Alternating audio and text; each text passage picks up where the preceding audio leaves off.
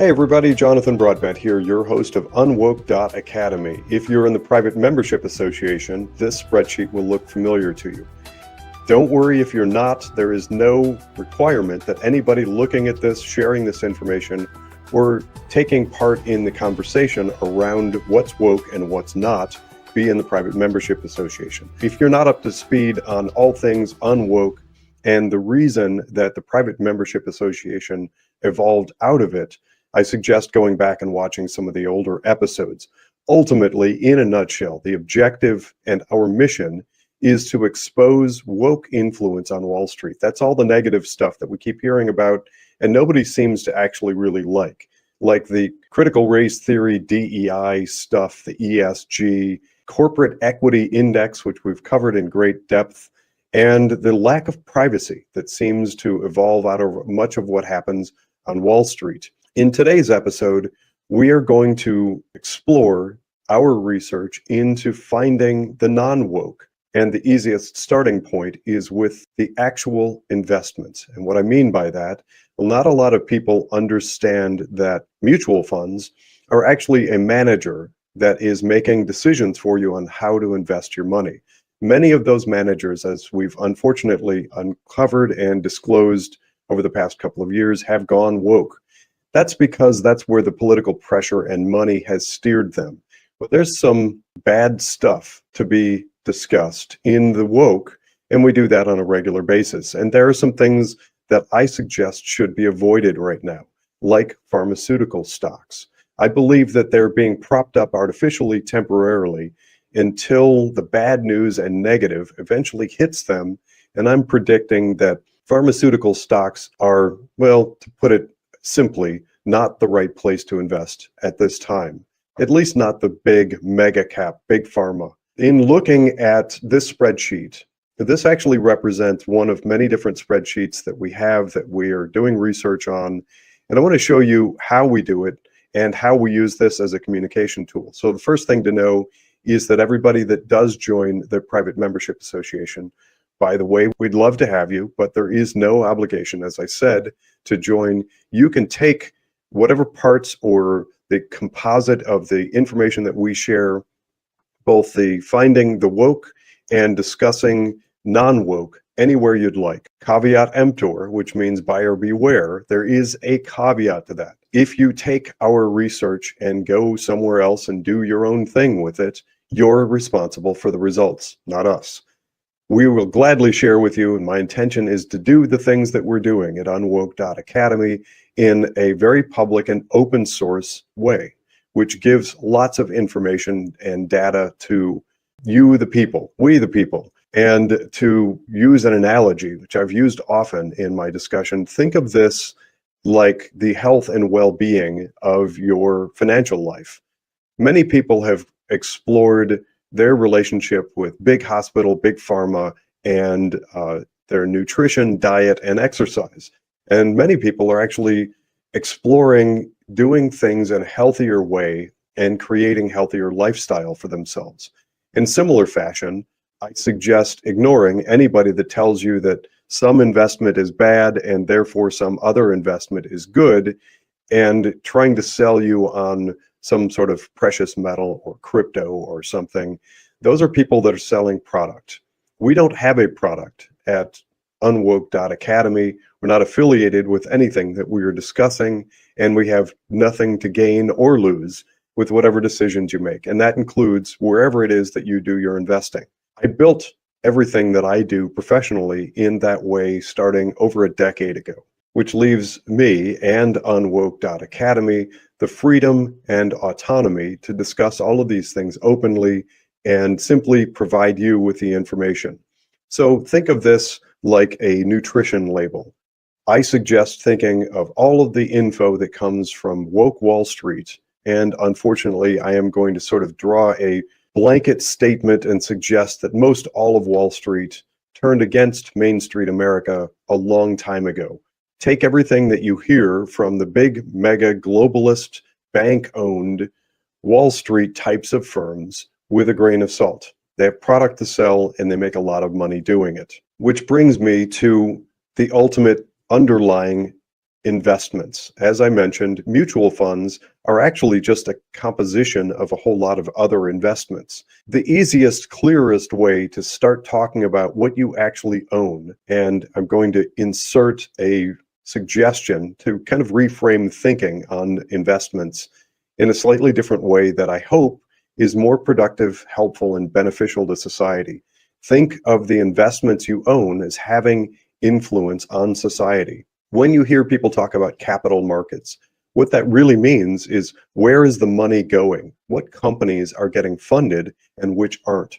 We unfortunately have seen a period of time where mega cap, giant globalist firms have just sucked up all the money and oxygen in the room, which means a lot of overvalued stuff, in my opinion, but it also means that there are many, many lost opportunities. That's a hint, by the way, if you haven't gone back and watched the episode that we did on a Trump-aligned portfolio, I suggest that the recent election of Donald Trump and everything that's ensuing represents a dramatic shift in where people should be thinking about deploying their capital. Bringing it back to a simpler point, we have had a long period of time of small companies emerging, small business venture and new business venture and free markets having been suffocated. They've been strangled by a push into a few globalist owners. Well, they've enjoyed that, but the rest of the world hasn't. We've suffered. Drilling down onto this spreadsheet, I'm going to show you how our research works at a high level. I'm going to zoom in because depending on your screen, I want to make sure that you're able to read this. This is a representative spreadsheet. We have, this is an abbreviated one. We've about 9,000 or a little over 9,000 that we're tracking in similar regard. Everybody that gets into the private membership association ends up with their own personalized version of this. And that's actually in a shared folder that's private and secure. And if you watch that episode with Andrew Rideau from Liberation Tech, we're actually leveraging his platform, Liberation Tech, as a sharing vehicle. It's really cool, and actually I'm discovering some things about how that's working. Everybody got a screen name when they joined the private membership association in order to keep them confidential and private, but give the opportunity for all of us to collaborate. And the intention of that is, think of when you join a gym, it's great to have friends around you to motivate and encourage one another. That's what the private membership association does. It gets lots of eyes and interest on the subject and importance of finding non-woke and better ways of investing our money in order to try to create the society that we want, and certainly to work to not fund our enemies. But so each person gets one of these, and they will end up customizing it to their experience and what they're building, and then share it. I have seen, somewhat surprisingly, that some of the people in the private membership association have actually connected off platform and are getting to know each other in real life, which is really cool. Using this first company as an example, and this is a company called American Financial Group. This is a financial services company that focuses on insurance for property and casualty. A few notes on this. One is, on each spreadsheet, I like to try to get as much abbreviated information about the company as possible. And then I do find that some people, not everybody, but some like to go and do some of their own research and drill down and check the website and everything. I encourage all of it. And the more that you share back with us on what you're finding, the better we can sort of crowdsource information about the companies that we're ultimately investing in. And again, yes, you are investing in companies, not necessarily these, but some companies in the US and internationally, likely through things like mutual funds. That means your IRA, your 401k, etc. So even if you stay there and do nothing, change nothing, it's still beneficial and helpful to understand behind the scenes what's happening with the actual investments and where your money is being deployed. There are plenty of people out there that would like to vote their values. I want to make it easier for people to understand how to do that. A nod to my wife, who came up with the expression, "Dis the globalist left," which means know where you donate, invest, and spend your money. Because done wrong, it can and will come back and harm us. By way of example, If you haven't watched the episode with Justin Bernier, where he reveals the trick of some Wall Street types of managers using offshore managers to redirect our investment dollars, that means our 401k, our retirement assets, redirect some of those investments into communist China, some of which is growing and expanding their military capabilities. That is not at all where any of us should feel comfortable getting our money invested. At the end of the day, knowing where the money ends up and how it gets invested is fundamentally critical. It's the reason that UnWoke.academy exists. All of these have a link to the company's website, which we can click on, open up, and then start exploring what we find in the company. And it's amazing the amount of detail that you can find. Depending on the size of the company, I've found many publish quarterly reports, financial reports, the annual report, all kinds of things about their social activism, if they're doing it, what they consider corporate responsibility, et cetera, et cetera. And what we tend to do, because we care and we've figured out that a lot of the woke stuff is just simply repackaged Marxism trying to influence, but don't get me started on that. Scouring the websites for all that stuff that we may find objectionable makes a lot of sense. So tell us what you find. And over time, they are updated, they do change, and we get new information.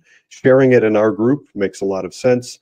If you're not following UnWoke Investing or UnWoke.academy, we use Liberty links, and you can see a list of all the places we are, all the different social media platforms where you can find us. I did actually recently include a category of whether or not we're seeing indications, potential indications of woke stuff on the website. I don't consider this to be an immediate no, because I do believe that over the last few years, some companies have caved to political and social pressures, especially those that have sought government contracts, and at least splashed some stuff up on the website that looks woke. If I'm not seeing corporate funding of woke activities, I still will allow them to be on the list. And you'll also find a brief description of the company and what they're engaged in. So you can find out a little bit about the objectives of the company in their words. One key important note on the way that we form these spreadsheets: virtually everything, about 100% of everything that's on here is all from publicly available resources. When you see me reference the market sector, the industry that a company is in, or what's called style box, I'll get into that in a moment, all of this comes from public sources. Much of it, I've actually landed on a site called Morningstar.com. I think it's kind of a household name. If you're not familiar with it, you may want to open up a browser, go to Morningstar.com. You're going to find all sorts of really valuable information about all kinds of different investments: mutual funds, exchange traded funds, individual stocks, you name it. You can look them up and find data. There are some paywalls there, but you don't have to spend any money. Most everything that you should need is on the free side.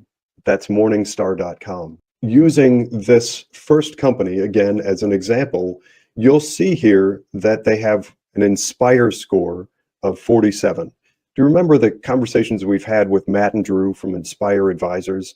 One of the components of Inspire Advisors is something called the Inspire score. I'll include a link in the show notes, what we like to call the goodies. You can go there. I suggest it anytime you're curious about any company, anywhere. Look them up. You can recreate and see what we're seeing here and verify the data. You can also look up other companies you might be interested in and find out, for instance, why things like Starbucks and Target and some of the Microsoft and Apple, et cetera, are not on our list. Not only do I think that those are inflated and not good investment opportunities right now, but they're also what I like to call woke-a-doodle, which means they have a negative Inspire score. Put simply, Inspire bases their metric. Well, you can go on their website and see how their rating system works, but negative 100 is the worst and positive 100 is the best. We only look at the positive companies, and if they are dinged a little bit for some of their corporate behaviors, which basically just means how they're spending their profits, how how they spend the money that they bring in as a corporation. If they're funding things that we take issue with, we shouldn't want to invest in it.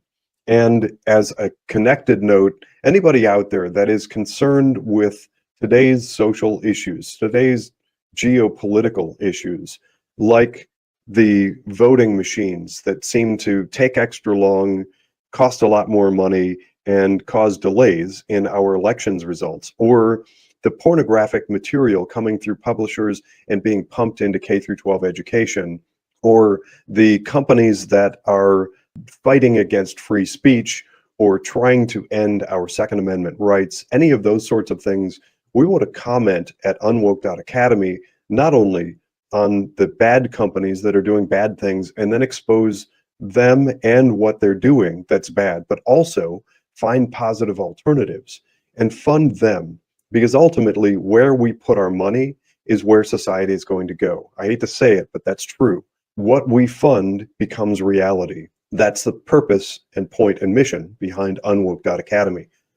Inspire scores are not the end all be all, but I do like to include them because they're a great reference point, especially as we've been talking to Matt and Drew and many of the people who have been following unwoke.academy. By the way, it's worth pausing to recognize that we are now over 20 million views, which is spectacular. I never imagined that that would happen in not even a year and a half. But thank you to everybody. It's a privilege and an honor to do what I do for unwoke.academy.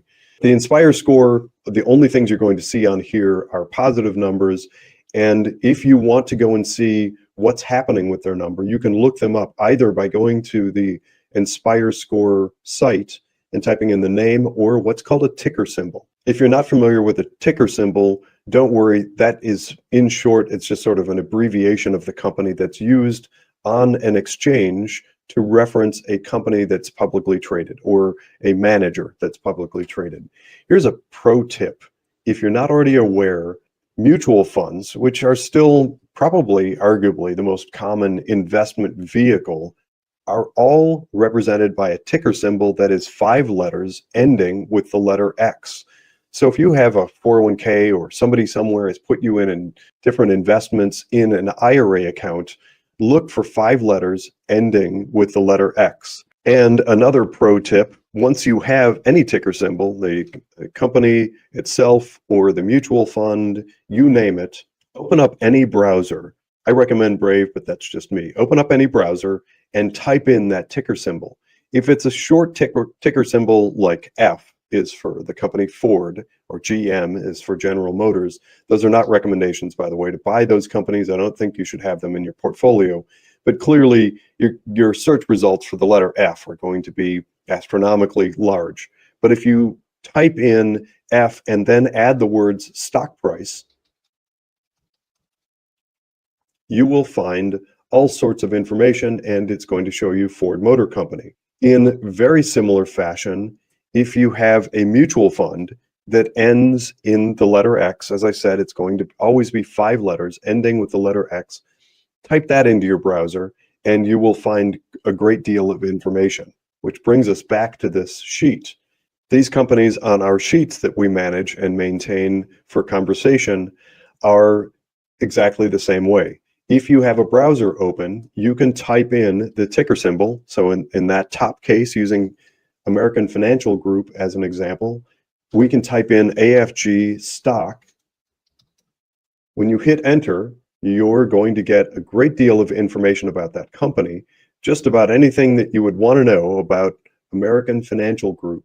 And if you have a favorite news source or financial tracking tool or app or something, you'll find that they'll show up in the list. If you have a subscription to some sort of news publication like Wall Street Journal, simply add the name Wall Street Journal after it. You'll see that anything that Wall Street Journal publishes pertaining to American Financial Group will come up in your search results as well. So you can see, and if hopefully you can go on the other side of the paywall if you subscribe to Wall Street Journal or any sort of news source and see what they're saying about it. If you're subscribing, presumably you trust them and you like them, so you may want to read up on what they're saying. Again, this goes back to knowing what we own. If you have an investment portfolio somewhere, including your 401k plan, it makes all the sense in the world to understand how your money is being invested. Go back and watch the video that we did on Yosemite Sam. Clearly not a real name, but that is a pseudonym for somebody that shared their investment data with us. We drilled down into a 401k offering that was effectively all Vanguard funds. And I believe it was in that example, we uncovered the fact that there is way more commonality between different sounding mutual funds than there should be, which means there's been massive consolidation, an unfortunate level of consolidation, I believe, in many different index-based investment vehicles. All the indexes, because of whatever you want to call it, the last 4 years of push into growing mega caps at the harm and detriment to small companies, has meant that many investment vehicles have become sort of homogenous, which means that that individual is not nearly as diversified as you might like to think. But it also means that many people who invest in an array of different investments are also similarly not appropriately diversified. Getting back to this sheet, when we look at the industry type, the size of the company, which is represented in this style box, people ask me all the time, what does cap mean? When you say large cap or mid cap or small cap, that means capitalization. And put simply, it means how funded is the company? How much money do they have? Large cap are the big companies with lots of cash and capital. Mid cap are mid-sized and small. You'll see here on most of the sheets that I work on, I actually add and include discussions of micro cap. Those are the startup types of companies. They're not for everybody, but I do think that there's room for most people to include at least a little bit of exposure to startup venture. If we decide to do more of that, we will collectively do a better job of funding the next new big thing. That's the key that describes style boxes. I've already touched on industry. Now, price to earnings ratio. Price to earnings ratio is something I wish more people understood at least a little bit and knew something about. Price to earnings ratio, if you ever think, even just out of remote curiosity, gosh, I wonder how people do stock picking. This is entry 101, basic level stock analysis. Price to earnings ratio is something that's been around virtually forever, and pretty much everybody uses it, at least to some extent. Yes, you can get into a lot more detail after that, but the price to earnings ratio, in brief, simply means an equation of how many shares are available, the current price compared against their earnings, which means how much capital they have. Generally speaking, everything else being equal, the higher the number, the less likely I would be to recommend it, everything else being equal. If we're looking at building an investment portfolio and we're looking at insurance and property casualty as a piece of what you're investing in, if I find 3 identical, I would be looking at the lowest price to earnings, everything else being equal. Of course, there's a lot more detail that goes into it, generally speaking, and the sheets that I recommend ultimately have a great deal more research and data points than simply price to earnings. But it's a great starting point, and it's a great way for people to sort of stick their toe in the water and get a basic understanding of how the world of stocks works. And here's a great tip for you, and it's free. There are all kinds of apps and websites that allow you to build a mock portfolio. If you're at all curious about what we're talking about here and think that maybe going back to basics, going back to what worked, and building a stock portfolio for yourself makes sense, but you're really not sure and it seems intimidating, I don't blame you. But there's a great way of testing it to see without any risk of harm to yourself by creating a mock portfolio. You can take the data that we have, and by the way, if you are interested in any of this, send an email to info@unwokeinvesting.com. I'll respond with whatever spreadsheets you might like, including the full data set. It does come with that indemnification. You're responsible for the results, not us. We don't take any responsibility for what comes as a result of whatever additional research, whatever buying and selling you might do. This is simply us reporting on what we believe to be the most current data and information relative to the woke nature or shareholder first values of the companies that we're looking at. Not often, but occasionally, I find myself looking at some of the data that's available to me through subscription services. I work in finance. I have lots of different subscription services that give me more in-depth detail. What I typically do in those instances is I will attach a reference and a date and tell people where I've gotten the data from. Usually that may have a PDF or a document that I'm able to attach, but again, that's not entirely common, but occasionally, if we're looking at a specific instance or circumstance and need very specific detail that we can't find yet publicly available, I may use some of the data that I have access to. But again, for the most part, everything that we're doing is all open source, and there are plenty of people out there, I imagine, who have other subscription services that I may not even be aware of. They have something to add. You may have something to add, and you're welcome. I'd love to have your feedback on the things that we're doing here. These prices that you'll see referenced are not current. These are dated late 2024, but this shows an indication of the type of work that we're doing and what tracking we're doing and how to get invested in things and in what percentage, because ultimately we want to have a good, eclectic, diverse mix of investments. It's important to build a properly, prudently diversified portfolio. So I don't know much about Gen Digital, which is one of the items on this list, but somebody who works in IT or tech might know them and might inadvertently overinvest, or they might include several different companies, but all of them are very similar. We don't want that. We want a diverse, eclectic mix of different types of investments in different industries, and yes, preferably, ideally, global. Sure, we can have an America first, America-focused investment portfolio, and if you draw the line there, fine. That's a decision for you. One of the nice things about building a stock portfolio versus giving your trading rights and authority to somebody else is you'll know.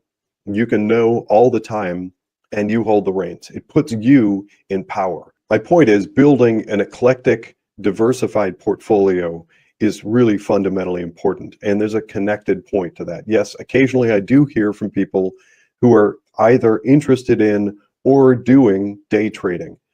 I want to be clear, I am not a fan, and I am not advocating that anybody do day trading.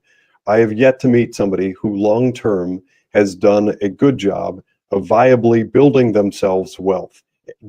I guess it can be very exciting. People get really excited about it and try. I just have seen too much harm done to people who try day trading. Everything that we do at UnWoke.academy is geared toward people who want to build a long-term buy and hold strategy and build wealth for themselves over time with some good planning, good picking, and some good insights. To be crystal clear, I am not advocating for anything like day trading. I'm not a fan. As far as what's owned in your portfolio, when you are unencumbered as we are, I'm not connected with any product or service or affiliated with any of the things that we're talking about. So when people talk about cryptocurrency and precious metals and everything, my answer is sure. Some amount of that in your portfolio probably makes some sense. If you're interested in it, you should explore it. I will do my best to facilitate some conversation, provide good resource materials, and provide a platform for us to discuss it. Most importantly, discuss it privately, which is something you can't count on from woke Wall Street, from globalist megabanks. If we find a valuable, worthwhile, non-woke investment and we add it to our guidance and it's suggested for a portfolio and somebody ends up adding it, one of the first things they're going to do on their version of the spreadsheet that's maintained in those secure files is put down how many shares they bought and what price they got. As you can see, these shares of different companies, they fluctuate. in price, depending on what's happening in the market and circumstances. So that's what takes place over time. And in the Private Membership Association, we have some guidance built around that for everybody else. You probably have some technology. One of the key ingredients to the Private Membership Association, and anybody who takes this and runs with it, is we're completely agnostic about where the money gets invested. We don't care what platform it is. There's another connected piece to that. If you have a 401k plan, and I get this question a lot, people say that they want to invest in a better way that they can see, that's clear, that's transparent, but most of their investment money is in a 401k plan. The first thing to know is if you're investing in mutual funds, those mutual funds have an ongoing recurring management fee that's called an expense ratio. That's the term that's used for it. That management fee erodes your performance. It actually subtracts from the growth of your retirement nest egg. You can eliminate that management fee if you take a couple of pretty simple steps. One of them is to go into your HR or benefits office or CFO, whoever you communicate with at your employer, about your 401k plan and ask for something called a self-directed brokerage account, or SDBA for short. Self-directed brokerage accounts give you and your colleagues at work access to virtually everything that you can think of. All of these stocks, mutual funds, exchange traded funds, etc. You may receive some pushback from your employer. They may be reluctant to add that. I will say a few things. One is it's most common to find wherever your 401k plan is being offered through, they probably have the option to add self-directed brokerage account. A lot of plan advisors don't like them because they make the fees smaller typically, and they make the fees transparent. All things being equal, in my research, I've found that people that switch from paying an ongoing management fee to a stock trading cost, the cost you're able to see, more on that in a moment, saves people money. Not only do you get a better understanding of what you ultimately invested in, take control and take ownership, take leadership, but also probably save money. What I mean by that is management fees on average are fairly significant, usually in the many hundreds or thousands of dollars. Trading has become so inexpensive with these technology-driven trading platforms.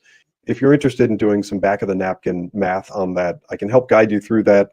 Before you take any step, do a little bit of your own research. I think you'll probably fairly quickly find that you would be better from a cost and fee standpoint to switch to self-directed brokerage account. By the way, it is an easy way of adding many more investment options. So think of it just like an add-on service that can be added to most 401k plans. If your employer balks and says that they don't want it because they're concerned about the liability, go back to them with the following information. And I've covered this in previous episodes. There are some great safe harbor protections for them, protecting and indemnifying them from the responsibility of whatever results. Once in place, you would be able to do all these UnWoke things that we're talking about right inside of your 401k plan, probably at a significant cost savings. So at a high level, this is what we're all about at UnWoke.Academy. This has been another episode of UnWoke.Academy. I hope you got a lot of information. If you have questions about this, please feel free to either send them directly to me or add them to the comments on whatever platform you're viewing this video on. Thanks for watching. I'm Jonathan Broadbent. Stay tuned for another exciting episode.